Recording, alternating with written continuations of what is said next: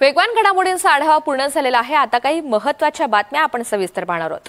अकोला जिल्ह्यामधील अकोट तालुक्यातील मरोळा गावातील एका ध्येयवेड्या शेतकऱ्याने खारपान पट्ट्यातील शेतीत क्रांती घडवून आणली आहे। पारंपरिक सेंद्रिय पद्धतीला फाटा देत त्यांनी 14 एकर शेतीत नाविन्यपूर्ण उपक्रम केलाय। दूरवर पाण्याचा कोणताही स्रोत नसताना गोळ्या पाण्याची व्यवस्था करून ठिबक सिंचनाच्या आधारे विविध फळझाडं आणि वृक्षारोपण युक्त झाडांची मोठ्या प्रमाणात लागवड करण्यात आली।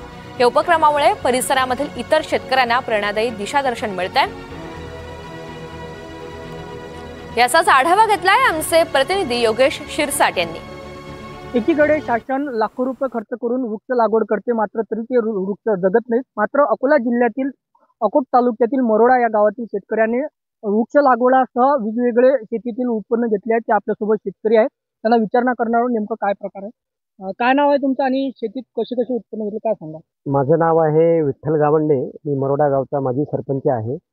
आणि आमची जी शेती आहे ही कोरडवाहू आहे आणि या परिसरात गोळ्या पाण्याचा कुठलाही स्रोत नाही आहे, म्हणून मी सर्वप्रथम शेतामध्ये गोळं पाणी निर्माण केलं। याकरता 72 बाय 32 मीटर आणि 50 फूट खोलीचा शेततलाव निर्माण केला आणि त्या तलावामध्ये ग्रॅव्हिटीने 25 फूट पाणी भरतो आम्ही आणि नदीवरून 200 पाईप टाकून आम्ही पाण्याची व्यवस्था केलेली आहे। आणि त्याच्यानंतर वन्य प्राण्यांच्या पासून संरक्षण व्हावं म्हणून आम्ही बांबूचं कंपाऊंड घेतलेलं आहे पूर्ण शेताला।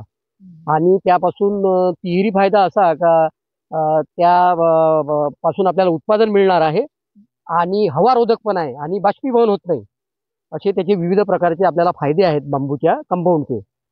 त्यानंतर मी गावरानी चिंचेचे 500 झाडं लावलेले आहेत। त्यानंतर मोहगनी नावाचा जो वृक्ष आहे, एक इंटरनॅशनल लेवलचा साग आहे, त्याचे 2000 झाडं लावलेले आहेत मी।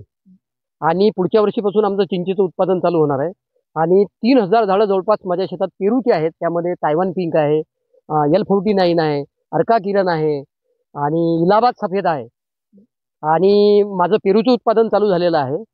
त्याच्यानंतर या झाडाच्या मधला जो भाग आहे यामध्ये आम्ही पारंपरिक जे कपाशीचं पीक आहे ते मोठ्या प्रमाणात सुद्धा घेतो आणि त्याचं फार मोठं आम्हाला उत्पादन होते। किती एकर शेती आहे? माझा हा एक एकत्रित प्लॉट आहे 14 एकराचा आणि सेंटरला मी तलाव घेतलेला आहे। आणि हे जी बाग आहे हे मी पूर्ण रासायनिक पद्धतीने न करता सेंद्रिय पद्धतीने करतो। त्यामध्ये बांबूच्या पाल्याचा वापर करतो, त्यामध्ये चिंचेच्या पाल्याचा वापर करतो आणि जो की पालापाचोळा निघते त्याचा वापर करतो। त्यानंतर दरवर्षी आम्ही जे कटिंग करतो झाडांची तर त्याचा साठा करून त्याच्यावर प्रक्रिया करून आम्ही त्याचं सुद्धा खत निर्माण करतो। शासन स्तरावरून काही मदत मिळाली का याकरता? हो, शासन स्तरावरून मला फळबाग योजनेच्या करता मदत मिळालेली आहे। त्याच्यानंतर एक विहिरीचं बांधकाम केलेलं आहे मी, त्याकरता सुद्धा रोजगार हमी योजनेतून मला मदत मिळालेली आहे आणि ठिबक सिंचनासाठी सुद्धा मदत मिळालेली आहे। आणि शासनाच्या ज्या काही विविध योजना आहेत, स्प्रिंकलर पाईप पुरवठा आहे, मशिनरी आहेत, पाण्याची पाणबुडी मोटर आहे, याचा सुद्धा मला शासनानं कृषी विभागाच्या मार्फत चांगल्या प्रकारे लाभ दिलेला आहे।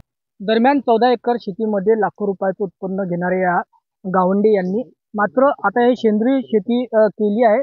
मात्र त्यांना कृषी विद्यापीठाच्या संशोधकाकडून काहीतरी यांना थोडा मार्गदर्शन हवंय असंही शेतकरी म्हणतायत आणि अशी पारंपरिक शेती इतर शेतकऱ्यांनी करावं आणि लाखो रुपयाचं भरघोस उत्पन्न घ्यावं असंही शेतकरी गावंडे यांनी आवाहन केलं आहे।